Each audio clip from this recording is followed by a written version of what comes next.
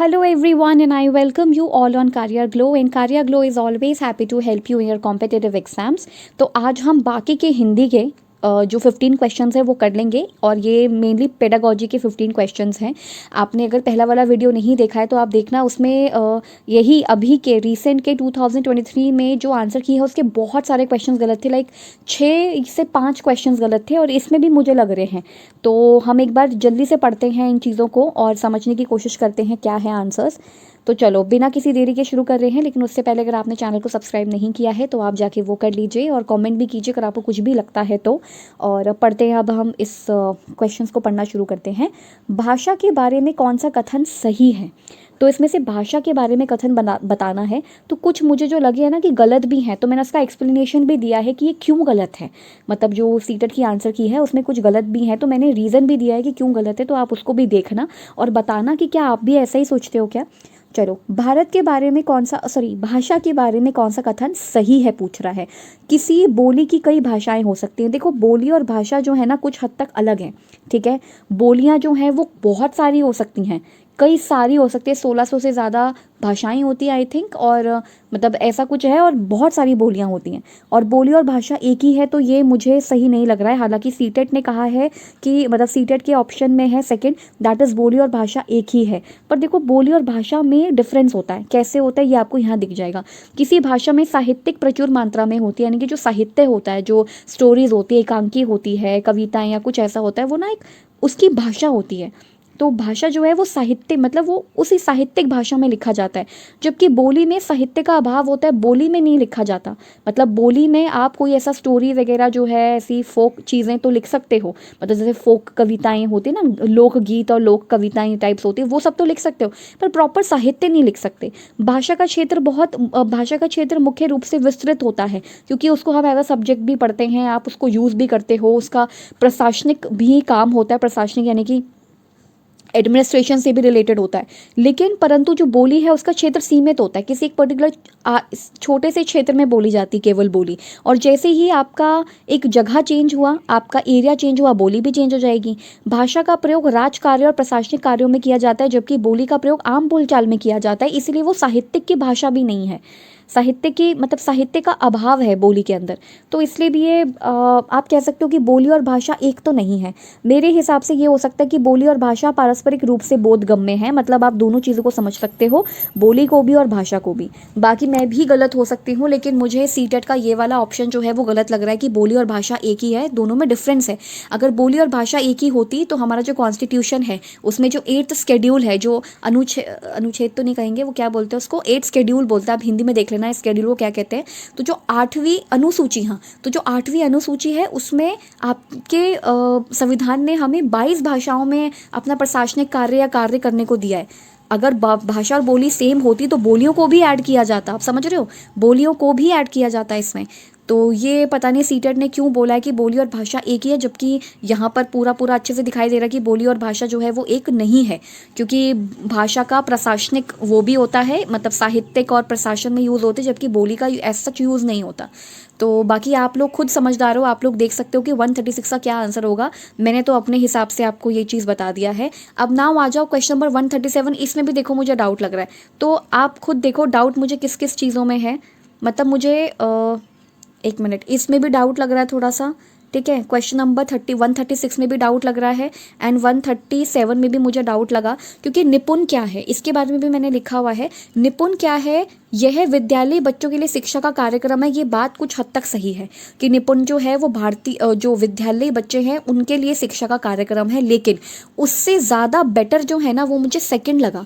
यह कार्यक्रम में बहुत छोटे बच्चों में साक्षरता, मतलब जो 3rd क्लास तक के बच्चे होते हैं ना, उनमें साक्षरता, पठन और संख्या ज्ञान सुमनत करने का कार्यक्रम है। यानी कि उनको साक्षरता यानी कि उनको लिटरेट करना, पठन यानी कि पढ़ने के लिए, और संख्या का ज्ञान देना, उनको समझाना, इसके लिए निपुण आया था। और निपुण का जो ये है, ऐसे एक्चुअली ना ये हिंदी वर्ड नहीं है, निपुण इज ऐसा है, ये एब्रीवेटेड वर्ड है, मतलब ये एक्रोनियम है, आप समझ लो, ठीक है। तो देखो यहाँ पे क्या लिखा है। नई शिक्षा नीति 2020 के सफलतापूर्वक क्रियान्वयन के लिए 5 जुलाई 2021 को भारत के शिक्षा मंत्री रमेश पोखरियाल निशंक के द्वारा निपुण भारत कार्यक्रम की शुरुआत की गई, और निपुण का अर्थ है national initiative for proficiency in reading with understanding and numeracy, यानी कि संख्यात्मक ज्ञान के साथ पठन में निपुणता। तो देखो संख्या मत आ रहा है, संख्या ज्ञान और पठन, तो यही तो संख्या अगर आ जाएगी, पढ़ना आ जाएगा, तो आप साक्षर तो हो ही जाओगे ना। इसलिए मेरे according answer should B second, लेकिन सेकंड है नहीं, इन्होंने ऑप्शन फर्स्ट को दे रखा है, दैट इज ये विद्यालय बच्चों के लिए शिक्षा कार्यक्रम। तो निपुण क्या है, तो निपुण तो यही है ना, मतलब निपुण क्या है का मतलब ये है कि निपुण है क्या चीज़। तो निपुण का जो फुल फॉर्म है वो खुद ही कह रहा है कि ये न्यूमरेसी यानी कि ये संख्या का ज्ञान भी देता है, ये पठन का ज्ञान भी देता है, मतलब पठन में बच्चों को निपुणता आती है। तो मुझे नहीं पता ये क्या किस तरीके से इन्होंने आंसर को चूज़ किया है। निपुण भारत की शुरुआत 5 जुलाई 2021 में की गई है। निपुण भारत मिशन का पूरा नाम है national initiative for proficiency in reading with understanding and numeracy, यानी कि न्यूमरेसी यानी कि न्यूमेरिकल्स भी बताए जाएंगे। और देखो 17 फरवरी 2023 अभी रिसेंट का ही है ये, जो अभी लिखा गया है ये। तो मेरे अकॉर्डिंग जो है आंसर सेकंड होना चाहिए, हालांकि आंसर सेकंड नहीं है इसका, सीटेट के अनुसार आंसर फर्स्ट है, ऑप्शन फर्स्ट है, तो मुझे ये गलत लग रहा है, बाकी ये आप बताओगे। अच्छा, यह विद्यालय में बहुत छोटे बच्चों में पठन और गणितीय कौशल विकसित करने का कार्यक्रम है। अब ये भी यही सही है कि पठन और गणितीय, लेकिन ये भी ठीक हो सकता है, थर्ड भी ठीक हो सकता है, क्योंकि इसमें साक्षरता आ रहा है। अब गॉड नोस कि इन्होंने किस तरीके से चीज़ों को रखा हुआ है। यह विद्यालय में बहुत छोटे बच्चों में देशभक्ति, देखो फोर्थ तो बिल्कुल नहीं होगा, फोर्थ तो किसी भी एंगल से ही नहीं हो सकता, होगा तो फर्स्ट सेकंड एंड थर्ड, और थर्ड भी नहीं तो सेकंड तो होगा, क्योंकि सेकंड में अगर आप पढ़ना सीख गए हो, आपको अगर गणितीय कौशल आ चुका है विद अंडरस्टैंडिंग, तो आपकी साक्षरता अपने आप ही आ गई है। तो सेकंड तो मुझे लग रहा है सेकंड सही होगा। पर बाकी देखो, क्योंकि एक्सपर्ट्स जो हैं जिन्होंने ये आंसर की बनाई थी उन्होंने फर्स्ट को माना है। अब बाकी देखो क्या होना चाहिए। ठीक है, ये हमने पढ़ लिया। अब क्वेश्चन नंबर 138 देखो, निम्नलिखित में से ग्राह्य कौशल क्या है। देखो दो तरह के कौशल होते हैं, एक तो अभिव्यक्ति कौशल, अभिव्यक्ति आप कैसे कर सकते हो, बोलकर भी कर सकते हो, अभिव्यक्ति आप बोलकर कर सकते हो और लिखकर कर सकते हो। तो बोलना और लिखना तो इसमें आएगा नहीं, लेखन जहाँ पर भी है उसको हटा दो। ठीक है, तो ये होगा वाचन यानी कि बोलना, तो बोलकर आप अभिव्यक्ति करते हो, दैट इज ये। सुनना और पढ़ना, श्रवण यानी कि सुनना और पढ़ना मीन्स पठन, यानी कि जो आपके ग्राह्य कौशल हैं वो क्या है, सुनना और पढ़ना ये है। तो इसका आंसर फर्स्ट है, और सीटेट के आंसर की में भी फर्स्ट है, तो ये तो मुझे सही लगा। अब क्वेश्चन नंबर 139 देखो, बहुभाषावाद क्या है। अब देखो बहुभाषावाद का मतलब होता है मल्टीलिंगुअलिज्म, जिसमें बच्चा जो है वो मतलब एक क्लासरूम के अंदर बच्चा अलग अलग भाषाएं बोल सकता है, उसकी अलग अलग भाषाएं हो सकती हैं। तो देखो विद्यालय में बहुत सी भाषाओं का अध्यापन, ये नहीं होता कि विद्यालय में आपको बहुत सी भाषाएं सिखाई जा रही हैं। बहुभाषावाद का मतलब ये होता है कि क्लासरूम आपका मल्टीलिंगुअल है, एक बच्चा कोई दूसरी भाषा बोलता होगा क्योंकि एक बच्चा कोई दूसरी भाषा के कल्चर से आता होगा, एक बच्चा कोई दूसरे कल्चर के या उस भाषा से आता होगा, तो इसलिए फर्स्ट तो बिल्कुल नहीं होगा। दैट इज़ विद्यालय में बहुत सारी भाषाओं का अध्यापन सिखाया नहीं जाता है, बच्चा अलग अलग लिंग्विस्टिक बैकग्राउंड से आता है, अलग अलग भाषाओं के बैकग्राउंड से आता है। कार्यालयीय भाषा, सहकारी भाषा और अंग्रेजी भाषा का अध्यापन ये भी कुछ नहीं है। विद्यालय में शिक्षार्थियों की भाषाओं का शिक्षण अधिगम ये सही है, और सीटेट के आंसर की में भी यही है, इसलिए ये आंसर बिल्कुल करेक्ट है। मतलब बोर्ड ने भी आंसर की में थर्ड को ही माना है, और यही आंसर बिल्कुल सही है कि विद्यालय में शिक्षार्थियों की भाषाओं का शिक्षण अधिगम होता है, कि मतलब शिक्षार्थियों की जो भाषा होती है उस पर शिक्षण अधिगम होता है। ठीक है, और विद्यालय के रचनात्मक वर्षों में कम से कम 3 भाषाओं का शिक्षण नहीं, ऐसा कुछ नहीं है, इसका आंसर 3 ही होगा, जो कि सही है। अब क्वेश्चन नंबर 140 देखो, इसमें मुझे डाउट लग रहा है, मतलब जिन जिन पे भी मुझे डाउट है ना वो सारे के सारे लेजेंड डाउट हैं, ऐसा नहीं है कि कोई वेग डाउट मैं लेकर आ रही हूँ, बिल्कुल लेजेंड डाउट है। आप खुद देखो, कक्षा 2 के एक अध्यापक ने अपने विद्यार्थियों से कहा, मतलब सेकंड क्लास की क्लास चल रही थी, तो अध्यापक ने बोला कि वे शब्द संपदा सिखाने के लिए, मतलब शब्दों के बारे में सिखाने के लिए आप अपने घर से पशु और वाहन वाले खिलौने लेकर आए, यानी कि बच्चों को बोला कि आपके पास जो एनिमल्स हैं घर में, जो भी स्टफ टॉयज हैं या फिर जो वाहन हैं, जो गाड़ी वाड़ी होती है ना, वो सब लेकर आए ताकि मैं आपको शब्दों के बारे में समझा सकूं। भाषा शिक्षा शास्त्र की दृष्टि से ये खिलौने क्या हैं, तो अगर मैं भाषा शिक्षण शास्त्र की बात करूं तो जो सीटेट है उन्होंने तो शिक्षण सामग्री को चूज़ किया है कि ये तो टीचिंग मटेरियल है, शिक्षण सामग्री है, लेकिन मेरे अकॉर्डिंग ये सेकंड होना चाहिए, दैट इज़ वास्तविक सामग्री रिलिया। इसके ऊपर मैं ऑलरेडी बात कर चुकी हूँ, अगर आपने मेरा नहीं देखा होगा वो पिछले वाला वीडियो तो आपको वो देखना चाहिए, पिछले इन द सेंस कि जब सीटेट का एग्ज़ाम में जस्ट देकर आई थी, उसके 1-2 दिन बाद मैंने एक वीडियो डाला था कि मेरा सीटेट का एग्ज़ाम कैसा गया, उसमें कैसे कैसे क्वेश्चन आए थे, तो उसमें मैंने रिलिया की बहुत अच्छे से चर्चा की है। तो आप खुद ही देख लो, हिंदी में अभी ये एग्ज़ाम तो हिंदी का है, पर आप इंग्लिश में पढ़ लो रिलिया, इसी को ही बोला जा रहा है रिलिया। क्या है ये? ऑब्जेक्ट्स और activities use to relate classroom teaching to the real life, specially of people studied. ये पीपल स्टडीड ये छोड़ दो, सिंपल है कि आपकी क्लासरूम के लिए टीचर ने आपसे कहा कि आप ये ऑब्जेक्ट्स लेकर आइए, तो ये क्या है? ये क्लासरूम टीचिंग के लिए। अब देखो, उनको शब्द संपदा पढ़ानी थी, क्लासरूम में ही पढ़ाएंगे ना, तो इसलिए बोला था कि कक्षा 2 के अध्यापक ने कहा था विद्यार्थियों से कि ये सब लेकर आना। तो इसलिए मुझे लग रहा है कि ये रिलिया होना चाहिए। देखो, वैसे तो ये वास्तविक वस्तुएं हैं, पर वास्तविक वस्तुएं इसलिए भी नहीं होगा ये क्योंकि ये वास्तविक वस्तुएं हैं एक्चुअली, लेकिन जब आप इनको क्लासरूम में लेके जाते हो तो रिलिया हो जाती हैं, ये रियल आइटम्स हो जाती हैं जो पढ़ाने के लिए होती हैं। ठीक है, तो इसीलिए बाकी अब देखो, अब ये सीटेट किस चीज़ को मानेगा, क्योंकि मुझे तो हिंदी वाली आंसर की जो है ना, हिंदी वाली में तो मुझे बहुत ही डाउट्स निकले। मुझे लग ही नहीं रहा है कि ये जो इन्होंने लिख के दिया है, जो इन्होंने आंसर्स दिए हैं वो बिल्कुल सही हैं। तो मेरे according answer should B second, लेकिन उनके अकॉर्डिंग आंसर क्या है? फर्स्ट है, दैट इज शिक्षण सामग्री। बिल्कुल शिक्षण सामग्री है, लेकिन शिक्षण सामग्री का जब आप एक्चुअली अपने क्लासरूम में लेकर आते हो और वो रियल ऑब्जेक्ट्स होते हैं उनसे सिखा रहे हो, तो वो रिलिया है, वो फिर वास्तविक सामग्री हैं, बजाय कि वो शिक्षण सामग्री। बाकी देखो क्या है। अब आता है क्वेश्चन नंबर 141। कक्षा 3 की एक बालिका शब्दों के प्रत्येक अक्षर की ध्वनि समझ लेती है, पढ़ लेती है, वह क्या करने का प्रयास कर रही है? तो देखो, कक्षा 3 की एक बालिका है, वो क्या करती है? शब्दों के प्रत्येक अक्षर की ध्वनि समझ लेती है, ध्वनि यानी कि साउंड। ठीक है, साउंड समझ लेती है और पढ़ लेती है, उससे वह क्या करने का प्रयास कर रही है? इनकोडिंग नहीं, डिकोडिंग नहीं। वैसे कुछ बच्चे इसको डिकोडिंग भी कह रहे थे, लेकिन ये सीटेट ने अर्थ निर्माण को माना है, दैट इज 3, और मुझे भी 3 ही लग रहा है। जो आंसर है मुझे भी 3rd ही लग रहा है, अर्थ निर्माण करना। ठीक है, क्योंकि जब आप मतलब ऐसे साउंड या ध्वनि सीख जाते हो ना, तो आप धीरे धीरे उसका अर्थ भी निकालने लगते हो, तो उस हिसाब से 3rd भी ठीक है। देन आता है क्वेश्चन नंबर 142। देखो, पहली कक्षा की अध्यापिका ने कक्षा की दीवारों पर इस तरह से जगह छोड़ी हुई है, यानी कि एक मतलब ये कक्षा है मान लो, तो कुछ दीवार है, ये उस दीवार पे जगह छोड़ी हुई है कि बच्चे किरम काटे यानी कि स्क्रिबलिंग बना सकें, चित्रकारी कर सके। बच्चों की इन गतिविधियों को क्या कहेंगे? तो इससे भी मुझे डाउट है और मुझे पक्का यकीन है, मतलब यकीन क्या है यार, देखो अब बोर्ड वाले जो सीटेट वाले हैं वो क्या इस चीज़ को मानते हैं? मेरे हिसाब से तो उन्होंने आंसर गलत दे रखा है। उन्होंने दिया है इस चीज़ को फर्स्ट, दैट इज़ आरंभिक शिक्षा, लेकिन जब भी स्क्रिबलिंग की बात आती है तो उसका मतलब होता है बच्चों में हाथ और आंख का समन्वय हो। मैंने तो ना सेकंड किया है, क्योंकि मुझे इसका आंसर सेकंड लग रहा है, मैंने कहीं पढ़ा है। और देखो यहाँ पर मैंने इसको ढूंढने की कोशिश की थी स्क्रिबलिंग के बारे में, तो देखो यहाँ पे क्या लिखा है, scribbling helps kids build eye hand coordination needed for letter writing skill, यानी कि बच्चा बाद में अच्छा लिख पाए, लेटर यानी कि बाद में कुछ समय बाद अच्छा लिख पाए, उसमें राइटिंग स्किल्स डेवलप हो पाए, इसलिए स्क्रिबलिंग कराई जाती है, ताकि बच्चे का आंखों का और हाथों का कोऑर्डिनेशन हो, वो अच्छे से लिख पाए। मतलब ऐसा ना हो कि एक अक्षर छोटा और एक अक्षर बिल्कुल ही छोटा और बड़ा कर दिया, ऐसा नहीं, उसके हाथों का और आंखों का समन्वय होना चाहिए। तो आंसर शुड बी सेकेंड। ठीक है, जबकि सीटेट ने किसको माना है? फर्स्ट को माना है। Scribbling also helps kid develop fine motor skills needed for writing, drawing and other related skills.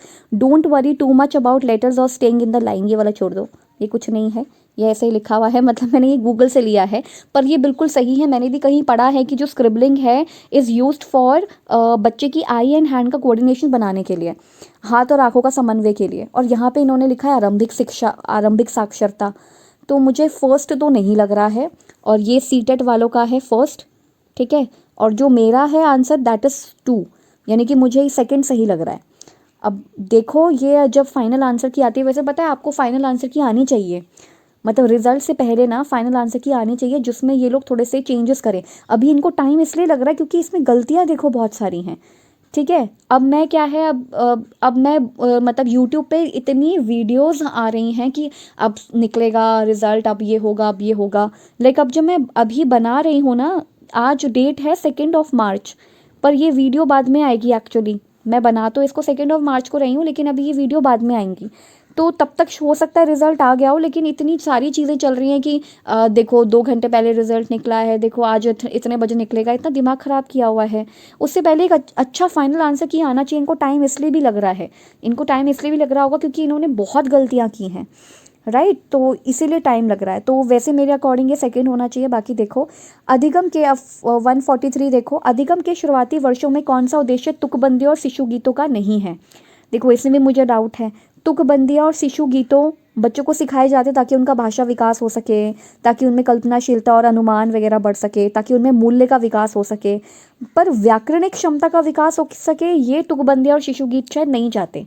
ठीक है, तो इनके अकॉर्डिंग सीटेट के अकॉर्डिंग मैं आपको बता देती हूँ, सीटेट की आंसर की मैंने लास्ट में दे रखी है। वैसे तो सीटेट की आंसर की के अकॉर्डिंग आंसर है आपका सेकंड, लेकिन आंसर आपका फोर्थ होना चाहिए मेरे अकॉर्डिंग। ठीक है, मैं ऐसा क्यों कह रही हूँ सुन लो। तुकबंदी और शिशु गीतों की वजह से एक तो बच्चे में मूल्य का विकास होता है। मूल्य का विकास कैसे, जैसे कि हमको वो स्टोरी सुनाई गई है, हमको कोई गीत सुनाया गया है, हमको वो स्टोरी सुनाई गई थी ना, कहानी कछुए और उसकी, खरगोश और कछुए की कहानी सुनाई गई थी कि जो खरगोश होता है वो सो जाता है और कछुआ जो होता है वो जीत जाता है धीरे धीरे करके, तभी इसे आप बोलते हो slow and study wins the race और वट एवर इट इज़। तो मूल्य का विकास हो रहा है बच्चे में, उसको मॉरल वैल्यू समझ में आ रही हैं शिशु गीतों की वजह से और इन सब की वजह से। पता नहीं इन्होंने व्याकरणिक क्षमता का विकास को कैसे समझा है। बाकी देखो मुझे तो डाउट लगा तो मैंने आपको बता दिया, बाकी आप ही बता सकते हो कि सचमुच में इसके अंदर कुछ ऐसी चीज़ें हैं। अगर आपने पढ़ा है कि तुकबंदी और शिशु गीतों से व्याकरणिक क्षमता का विकास होता है तो आप मुझे ज़रूर बताना, बट मूल्यों का भी विकास होता है, तो इसलिए आंसर शुड बी फोर्थ। पर according to CTET answer क्या है, आंसर जो है सीटेट वाले ना, सीटेट वाले मैं ऐसे बता रही हूँ आंसर टू, सीटेट वाले मैं ऐसे लिख देती हूँ, उन्होंने टू को माना है इसमें आंसर, इसमें उन्होंने फर्स्ट को माना है आंसर, जबकि मेरा सेकंड है हाथ और आंखों का समन्वय। और इसमें भी डाउट है, इन्होंने फर्स्ट को माना है जबकि मैंने किसको माना है, सेकंड को माना है। हाँ सेकंड को माना है। 141 में कोई दिक्कत नहीं है, इसमें भी कोई दिक्कत नहीं है, बस इनमें ज़रूर है कि इसमें मुझे लगता है फोर्थ होना चाहिए, या अगर फोर्थ नहीं भी होगा तब भी सेकंड तो नहीं होना चाहिए मेरे अकॉर्डिंग, सेकंड तो नहीं होना चाहिए। ठीक है, सेकंड तो नहीं होना चाहिए, ये इनका है। और निपुण जो मुझे लग रहा है इन्होंने फर्स्ट को माना है, फर्स्ट इसको माना है, जबकि आंसर शुड बी सेकंड होना चाहिए मेरे अकॉर्डिंग, ये वाला होना चाहिए सेकंड। ठीक है, बाकी देखो मुझे जो गलतियाँ लगी मैं वो बता रही हूँ, अगर आपको भी लगता है तो आप भी बताओ।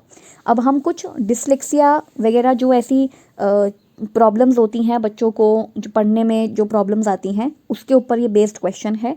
हम पूरे क्वेश्चंस करेंगे। अब हम 143 पे पहुंच गए हैं, चलते हैं अब हम 144 पे। This is 144। तो अब देखो डिसलेक्सिया से क्या आश्चर्य है, बच्चों में पठन विकार, ये बात बिल्कुल ठीक है कि डिसलेक्सिया में ना बच्चा रीड नहीं कर पाता है। ठीक है, आप लोग को बहुत अच्छे से पता होगा, तारे ज़मीं पर एक मूवी आई थी, ठीक है, जिसमें ईशान अवस्थी जो होता है उस बच्चे के सामने ना शब्द जो होते हैं वो ऐसे तैरते हुए नज़र आते हैं, उसको नहीं समझ में आता, उसको पढ़ने में दिक्कत होती है। तो this is what dyslexia is all about, कि उसमें पठन विकार है, reading disorder, it's a reading disorder. जब मैंने मैथ्स के पेडागोजी के टाइम पे डिसऑर्डर्स करवाए थे तो उसमें भी मैंने इस चीज़ के बारे में बताया था कि कितने अलग अलग तरह के प्रॉब्लम्स होती हैं पढ़ने में, बहुत सारे डिसऑर्डर्स होते हैं। यानी कि जब हम पढ़ाई कर रहे होते हैं उस दौरान जैसे डिसकैलकुलिया भी हो जाता है, कैलकुलेशन में प्रॉब्लम्स हैं। ठीक है, डिसअफेजिया, डिसप्रेक्सिया, बहुत सारी चीज़ें होती हैं। तो संख्या कैसे लिखी जाती है समझने में समस्या का सामना करना नहीं। तो इसका आंसर जो होगा, आंसर शुड बी फर्स्ट, और सीटेट की आंसर की में भी फर्स्ट को ही माना है और वैसे आंसर भी फर्स्ट ही है। तो इसमें तो कोई किसी भी तरह का प्रॉब्लम नहीं है क्योंकि आंसर फर्स्ट है, सही है। सूक्ष्म गत्यात्मक कौशलों के संचलन में समस्या नहीं, ये भी नहीं है। शिक्षार्थियों में समझ विकार, ये भी नहीं है, सीधा रीडिंग डिसऑर्डर है ये। नाउ क्वेश्चन नंबर 145 देखो, अश्वनी कक्षा 5 में पढ़ता है, कक्षा 3 तक आते आते उसे अपनी मातृभाषा में पठन कौशलों का विकास हो चुका था। ये बात बिल्कुल ठीक है कि अश्वनी जो है वो अभी कक्षा 5 में पढ़ता है, लेकिन अब जब वो कक्षा 3 में था उस तक आते आते अपनी मातृभाषा में पठन कौशलों का विकास हो चुका था, यानी कि वो अपनी मातृभाषा में चीज़ें पढ़ लेता था। अब वह अंग्रेज़ी भी अच्छी तरह पढ़ने लग गया, यानी कि जो उसकी सेकेंड लैंग्वेज समझ लो आप, वो भी उसकी बहुत अच्छी है। अंग्रेज़ी पठन की उसकी योग्यता में क्या प्रतिबिंब होता है, यानी कि वो हिंदी या फिर अपनी मातृभाषा, सॉरी हिंदी ही नहीं, मातृभाषा कोई भी हो सकती है, तो अपनी मातृभाषा तो वो अच्छे से उसमें पठन सीख चुका था, पठन कौशल का विकास हो चुका था, लेकिन वो अंग्रेजी भी पढ़ने लग गया है। तो अंग्रेजी पठन की उसकी योग्यता में क्या प्रतिबिंब हो रहा है, पठन निपुणता का विकास, कि उसकी पठन निपुणता का विकास हो चुका है। तो आंसर फर्स्ट है, जो सीटेट ने भी फर्स्ट को ही माना है। दक्षता संवर्धन, दक्षता मतलब एफिशिएंसी, पठन कौशल, सिर्फ पठन कौशल नहीं, सिर्फ पढ़ने का स्किल नहीं, उसमें निपुणता भी आ गई है, वो अच्छे से पढ़ पाता है, तो इसलिए ये प्रतिबिंब हो रहा है। अच्छा, कौशल अंतरण, अब कुछ बच्चे जो है वो कह रहे थे कौशल अंतरण भी हो सकता है, कौशल अंतरण का मीनिंग ये लग रहा है उनको कि मतलब हिंदी जैसे सीख गया उसी तरीके से वो इंग्लिश भी सीख गया, तो अंतरण हो गया। तो इस तरह से कुछ वो सोच रहे हैं। बट ये सीटेट का फर्स्ट जो है वो मुझे सही लग रहा है कि ये पठन निपुणता का उसका विकास हो चुका है, तो ये ठीक है 145 का, कि पहले वो अपनी मातृभाषा में पढ़ना सीखा, उसके बाद अंग्रेजी में पढ़ना सीखा, तो इससे ये प्रतिबिंब होता है कि वो पठन निपुणता का उसमें विकास हो चुका है, रीडिंग का विकास हो चुका है। क्वेश्चन नंबर 146 देखो, एक अध्यापक विद्यालय शिक्षा के बुनियादी वर्षों में बच्चों को भाषा की कक्षा में शब्द, शब्द का ग्रुप, शिशु गीत, तुकबंदियाँ और छोटी छोटी कहानियों से परिचित करवाता है। यानी कि बच्चे को छोटे जो बच्चे होते हैं उनको पहले शब्द सिखाए कुछ, फिर शब्दों का कुछ समूह सिखा दिया, फिर शिशु गीत, तुकबंदियाँ, छोटी छोटी कहानियों से परिचित करवाया। वह भाषा अधिगम के किस उपागम का अनुसरण कर रहे हैं? तो क्या वो उनको भाषा समग्र उपागम के बारे में बता रहे हैं? मतलब इससे क्या होता है, शब्द सिखा दिए, शब्द समूह, शिशु गीत, तुकबंदियाँ, छोटी कहानियां से सब कुछ परिचित करवा दिया, तो ये क्या है? समग्र भाषा उपागम है कि आपने समग्र यानी कि एज अ होल, होलिस्टिक समझ लो या एज अ होल समझ लो, आपने पूरा भाषा को सिखा दिया कि शब्द भी पता चल गए, शब्द समूह भी पता चल गया, शिशु गीत भी पता चल गए, तुकबंदियाँ और शिशु गीत के थ्रू उनका थोड़ा मूल्य का विकास हो गया, उनको थोड़ा सा मज़ा भी आ गया पढ़ने में, और छोटी छोटी कहानियों से भी परिचित करवा दिया। तो ये शब्द विधि तो बिल्कुल नहीं है, स्वर्णिम का उपागम भी नहीं है, समग्र वाक्य उपागम भी नहीं है। इसमें तो आपने हिंदी की कई सारी विधाओं से उनको परिचित करवा दिया ना, तो इसलिए समग्र भाषा उपागम होगा, दैट इज फर्स्ट। और जो सीटेट का आंसर है वो भी फर्स्ट ही कह रहा है इसको। नाउ 147 देखो, कक्षा 5 के विद्यार्थियों को अपनी सावधिक परीक्षा में निम्नलिखित प्रश्न दिया गया। आप क्या पसंद करते हैं और क्या पसंद नहीं करते हैं, उससे निम्नलिखित वाक्यों की पूर्ति कीजिए। आपको कुछ वाक्य बताने कि आप क्या पसंद करते हैं, जैसे आपको क्या क्या चीज़ें पसंद है। तो मुझे खेलना पसंद है, मुझे पढ़ाना पसंद है, मुझे बैडमिंटन पसंद है, इस तरह से आपको जो जो चीज़ें पसंद है। मुझे क्या पसंद नहीं है तो आप वो बता सकते हो, आपको क्या पसंद नहीं है। तो यह प्रश्न किस प्रारूप के अंतर्गत आएगा? अब देखो, उनका जो सीटेट है उन्होंने तो उसको सेकेंड माना है, दैट इज लघु उत्तरीय प्रश्न, यानी कि short answer type question, short answer type question कि आपको क्या पसंद है और क्या नहीं पसंद है। देखो, ये बहुवैकल्पिक तो बिल्कुल नहीं हो सकता, फर्स्ट तो ये बिल्कुल नहीं हो सकता क्योंकि इसमें कोई चॉइस नहीं है आपके पास, है ना। पाठ से बाहर के प्रश्न, अब ये वो पूछ रहे हैं सावधिक परीक्षा में आया है, तो पाठ के बाहर के प्रश्न तो ऐसा नहीं है कि पाठ के अंदर कुछ होगा जिसमें कवि मतलब जो एक जो नरेटर है वो कह रहा होगा कि उसको अपने ज़माने में ये चीज़ें पसंद थी, ये चीज़ें पसंद थी। एक मैं भूल रही हूँ, शायद 7th और 8th क्लास में मैंने हिंदी में पढ़ा भी था कि कोई हैं, और मैं उनका नाम भूल गई हूँ, पर उन्होंने बताया कि हमारे ज़माने में पीने के लिए शरबत वगैरह ये सब कोला वगैरह होती थी, और आज तो देखो इतनी सारी चीज़ें, मतलब कोला वगैरह आज हैं, उनके समय में शरबत होती थी, नींबू पानी और ये सब चीज़ें होती थी। तो मैं उनका नाम भूल गई हूँ, बिल्कुल पूरा दिमाग से ही निकल चुका है, लेकिन हिंदी में एक थी, ऐसा एक पोएम था, वो सॉरी एक कहानी थी।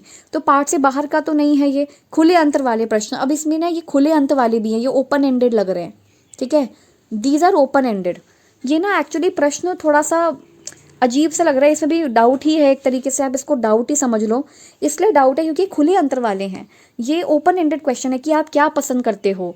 आपको कोई ज़बरदस्ती से नहीं बोला कि आपने इन्हीं ऑप्शन में से चूज़ करना है जो ये बहुवैकल्पिक होगा या लघु उत्तरीय। आपको क्या पसंद है क्या नहीं पसंद है उसमें कुछ भी आ सकता है। अगर आपसे ये पूछा जाता कि आपको खाने में क्या पसंद है तो वो लिमिटेड होता कि चलो सिर्फ खाने का पूछ रहे हैं, पर आपसे पूछा जा रहा है कि आपको क्या पसंद है, तो आपको तो किसी भी चीज़ में कुछ भी पसंद हो सकता है ना। आपको खेल में कुछ पसंद हो सकता है, आपको किसी मूवी देखने का कौन सा आपको जॉनर पसंद है वो डिपेंड करता है। तो ये खुले अंत वाले प्रश्न भी हो सकते हैं। तो मुझे तो हिंदी में बहुत ही डाउट दिखे, मैं क्या क्या बताऊँ आपको, मतलब मुझे कई सारे ऐसे लगे कि कुछ क्वेश्चंस जो हैं वो डाउटफुल हैं। तो मुझे लगता है कि मार्क्स तो एक्स्ट्रा इनको देने चाहिए और एक्सपर्ट्स को दोबारा चेक करना चाहिए क्वेश्चन अच्छे से, 30 के 30 क्वेश्चंस, या जो केवल पेडागोजी करते हैं वो उन एक्सपर्ट्स को केवल पेडागोजी के क्वेश्चंस दो, यानी कि 15 उनका और कार्यभार कम हो गया, सिर्फ 15 क्वेश्चंस हर एक शिफ्ट के उनको चेक करने हैं, और बाकी जो वो हैं क्या नाम है, इसलिए तो इतना टाइम ले रहेंगे। 17 फरवरी से आज क्या है, आज 2 मार्च हो गई है, ये टाइम इसलिए तो लिया जा रहा है मेरे ख्याल से, है ना। कुछ टेक्निकल फॉल्ट भी था बीच में और ये सारी चीज़ें, तो मुझे लगता है कि अगर ये इतना टाइम ले रहे हैं तो फाइनल आंसर की ये बहुत अच्छी बननी चाहिए जिसमें कोई भी किसी को भी डाउट ना हो, मुझे ऐसा लगता है। ठीक है ना, क्वेश्चन नंबर 148 देखो, अब है 148, कक्षा 4 की अध्यापिका अपने शिक्षार्थियों को एक सेकेंड, हाँ, तो हमने यहाँ पे तो पढ़ लिया था 147 का, ये जो मैं आपको कहती खुले अंत वाले लग रहे हैं ये। बाकी ये 148, कक्षा 4 की अध्यापिका अपने शिक्षार्थियों को एक पाठ्य सामग्री देती है और वह प्रकृति पर अपना ही एक अनुच्छेद लिखती है। अच्छा, एक पाठ्य सामग्री किसके अंतर्गत, यह पाठ्य सामग्री किसके अंतर्गत आती है, ये भी डाउटफुल लगा मुझे। क्यों? देखो, कक्षा 4 की अध्यापिका अपने शिक्षार्थियों को एक पाठ्य सामग्री देती है, यानी कि पढ़ने के लिए सामग्री देती है, और वह प्रकृति के ऊपर, प्रकृति यानी कि जो नेचर होता है उसके ऊपर अपना अनुच्छेद लिखती है, अपना ही एक अनुच्छेद लिखती है, यानी कि उसी टाइम बनाकर एक अनुच्छेद लिखती हैं। यह पाठ्य सामग्री किसके अंतर्गत आती है? तो सीटेट जो है उसने तो इसको सेकंड माना है, प्राकृतिक सामग्री। तो देखो, प्राकृतिक सामग्री का मतलब होता है टहनी, है ना, और टहनी वगैरह, बीज वगैरह जिसको आप छू सकते हो, प्राकृतिक की चीज़ों को, जैसे मिट्टी, मृदा वगैरह, ये सब। तो ये तो प्राकृतिक की सामग्री है, लेकिन ये प्राकृतिक पर ये प्रकृति पर जो उन्होंने अनुच्छेद लिखा है उसके अकॉर्डिंग प्राकृतिक सामग्री नहीं, ये तो सृजित की गई सामग्री होनी चाहिए, जिसका मतलब होता है जिसमें आप अपना खुद का कमेंट लिख रहे हो, आप खुद से बना के कोई चीज़ लिख रहे हो, जो आपका खुद का ओरिजिनल हो। मुझे खुद बहुत ज़्यादा मुश्किलों से मैंने इस पूरा अच्छे से बैठ करके समझा है कि मुझे तो बहुत डाउट लगे, मतलब मेरे पास बहुत सारे प्रश्न हैं। कोई एक अगर एक्सपर्ट मिल जाए ना, तो मैं उनके साथ इस क्वेश्चन से मिलकर, इस क्वेश्चन के ऊपर, इन सभी क्वेश्चन के ऊपर बहुत अच्छा डिस्कशन और चर्चा कर सकती हूँ कि ऐसा है तो क्यों नहीं है, मुझे नहीं समझ आ रहा, आप समझाओ। तो कक्षा 4 की अध्यापिका अपने शिक्षार्थियों को एक पाठ्य सामग्री देती है, प्रकृति पर अपना एक अनुच्छेद लिख रही है। इसका मतलब ये नहीं कि वो प्राकृतिक सामग्री हो जाएगी।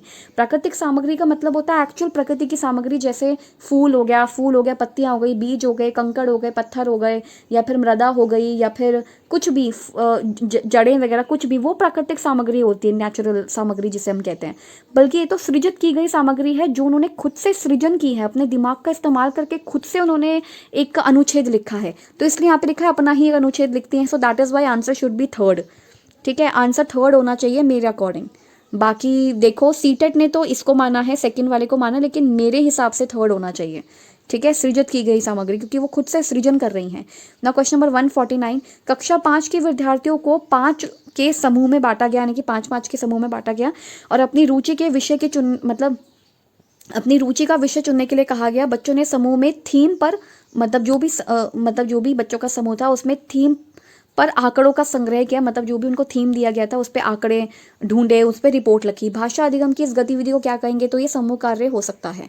प्रदत्त कार्य यानी कि शायद प्रोजेक्ट वर्क नहीं, प्रदत्त कार्य का देखना पड़ेगा एक बार इंग्लिश में क्या होता है। सहपाठी कार्य, परियोजना कार्य नहीं, ये सामूहिक कार्य हैं जिसमें बच्चे समूह में काम कर रहे हैं। सीटेट की आंसर की में भी यही है, जिसको हम कहते हैं समूह कार्य। तो ये समूह कार्य सही लग रहा है मुझे। विद्यालयी बच्चों में भारतीय भाषाओं को सुन्नत करने वाले भारतीय सरकार के कार्यक्रम का नाम बताइए। तो देखो, वैसे तो भाषा संगम है इसका आंसर, पर उन्होंने एक भारत श्रेष्ठ भारत दे रखा है, क्योंकि मतलब कुछ हद तक सेकंड भी ठीक है, मतलब ये सीटेट का आंसर की है सेकंड। वो कहना चाह रहे हैं कि एक भारत श्रेष्ठ भारत के अंदर भाषा संगम है। ठीक है, मतलब एक भारत, इसके ऊपर मैंने बात की हुई है ऑलरेडी। ठीक है, अपने जब मैंने जस्ट एग्ज़ाम देकर आई थी उसके जस्ट बाद जो मैंने एक वीडियो बनाई थी, उसमें यह कि एक भारत श्रेष्ठ भारत के अंदर जो सब टॉपिक है ना, वो मतलब उसके अंदर जो सब थीम टाइप है वो है भाषा संगम। तो वैसे तो आंसर शुड बी 4 कि मतलब विद्यालय बच्चों में मतलब भारतीय भाषाओं को सुन्नत करने वाला भारत विकास सरकार के द्वारा कार्यक्रम जो चलाया गया वो भाषा संगम ही है। लेकिन भाषा संगम किसके अंतर्गत आता है? तो वो है एक भारत श्रेष्ठ भारत। तो वैसे इसका आंसर भारत संगम, भाषा संगम है, लेकिन भाषा संगम भी एक टॉपिक के अंदर आ रहा है, एक बड़े थीम के अंदर आ रहा है, एंड दैट इज एक भारत श्रेष्ठ भारत। इसलिए इन्होंने शायद सेकंड को माना, वरना अगर सेकंड नहीं होता तो आंसर 4th होता, क्योंकि सेकंड के अंदर भाषा संगम अपने आप ही ऐड हो जा रहा है। वैसे तो भाषा संगम होना चाहिए, बट बाकी देखो इन्होंने सेकंड को माना है तो वो भी ठीक है, क्योंकि सेकंड के अंदर ही भाषा संगम के बारे में हम समझते हैं। मतलब पहले एक भारत श्रेष्ठ भारत आया, उसके अंदर ये थीम आती है कि इसमें हम भाषा संगम करेंगे, यानी कि बच्चों को, जो भी छोटे क्लास के बच्चे हैं, जितने भी बच्चे हैं, स्कूली छात्र या जो भी हैं, जो भी कोई भी, उनको भाषा सिखाई जाएगी, वो भी डिफरेंट, और उनको शायद सर्टिफिकेट भी दिया जाएगा जब वो पूरा MCQ वगैरह कंप्लीट कर लेंगे, और उस तरह का कुछ है। तो ये है आपका। बाकी अब कुछ कन्फ्यूजन्स तो हैं, देखो कन्फ्यूजन्स तो हैं। 150 वे क्वेश्चन, यानी कि हिंदी ही लास्ट थी, नहीं ऐसा कुछ है कि मतलब लास्ट में, वैसे क्वेश्चन पेपर क्लास में तो इंग्लिश था, अभी हमारा इंग्लिश का सेक्शन भी पूरा बचा हुआ है, तब अभी हम अब इंग्लिश का भी सेक्शन करेंगे और बीच में मैथ्स के पेडागोजी के क्वेश्चंस भी करेंगे। बट मुझे ऐसा लगता है कि हिंदी के प्रश्न पत्रों में, मतलब हिंदी के जितने भी क्वेश्चंस थे मुझे उनमें सबसे ज़्यादा प्रॉब्लम्स दिखाई दी कि मतलब क्वेश्चन, एक ही क्वेश्चन के दो दो आंसर्स भी हो सकते हैं। जैसे मैं आपको बता रही हूँ ना, ये सेकंड वाला, एक भारत श्रेष्ठ भारत, अगर एक भारत श्रेष्ठ भारत कह रहा है कोई, तो कोई फोर्थ भी कह सकता है। पर अगर आपको इसको बहुत अच्छे से डिफेंड करना है तो एक भारत श्रेष्ठ भारत के अंदर जब चौथा कार्यक्रम आ ही गया है तो सेकंड को ही आप तवज्जो दोगे ना, फोर्थ को तो नहीं दोगे। पर वैसे देखा जाए तो फोर्थ होना चाहिए इसका आंसर। बाकी देखो, आपको साथ साथ मैंने क्वेश्चंस के आंसर्स तो लिखवा दिए हैं ना, मतलब क्वेश्चंस के आंसर्स तो लिखवा दिए हैं मेरे ख्याल से, तो यहीं तक ही ठीक है। हम अपनी वीडियो को एंड कर रहे हैं। हालांकि मुझे आपको ये बताना था बट यहाँ पे मैंने लिखा नहीं है एक्चुअली, है ना। ये 136 से शुरू हो रहे हैं, तो आप ऐसा मान के चलो कि जैसे 136, ये 137, ये 138, इस तरह से आगे आगे चलता जाएगा और आपको ये पूरे 15 क्वेश्चंस के आंसर्स मिल जाएंगे। बस इसमें मैंने लिखा नहीं है उस चीज़ के बारे में, पर ये कहने का मेरा मतलब वही है कि ये जो है वो 136 का आंसर है, ये 137 का आंसर है, ये 138 का आंसर है, ये 139 का है। आप ऐसे करके अगर आप देख रहे हो तो आप जोड़ लेना इस चीज़ को, 140, 140, 141, ये 142, मैं लिख ही देती हूँ, 143, ये 144, ये 145, ये 146, इस तरह से बाकी ये 47, 48 नहीं है तो 150 होने चाहिए ना कम से कम। सॉरी, मैंने कुछ ना कुछ तो गड़बड़ कर दिया, आई थिंक सो। ये 136 से ही शुरू हो रहे हैं ना, मुझे देखना पड़ेगा एक बार, आप लोग एक बार चेक कर लेना, या फिर मैं इसको थोड़ा सा एडिट करते टाइम इसको मैं लास्ट में एंड में दिखा दूंगी, जब इसमें एंड में लास्ट में दिखा दूंगी मैं इसको, ठीक है। तो till then keep learning and keep discerning and keep watching my videos. अगर कोई भी डाउट लगता है या कुछ भी ऐसा लगता है तो आप कमेंट कर सकते हैं। हालांकि मुझे कन्फ्यूजन्स लगी कुछ कुछ उसमें, हो सकता है ये आपको भी लगे, हो सकता है आप उन क्वेश्चंस के ऊपर बहुत क्लियर हो। अगर आपको क्लैरिटी है तो आप और ये जो कमेंट सेक्शन है उसमें ज़रूर लिखना, ठीक है। तो मिलते हैं अब हम नेक्स्ट वीडियो में नेक्स्ट टॉपिक के साथ। तब तक आप सेफ रहो और अच्छे से तैयारी करते रहो और पढ़ते रहो। Bye bye.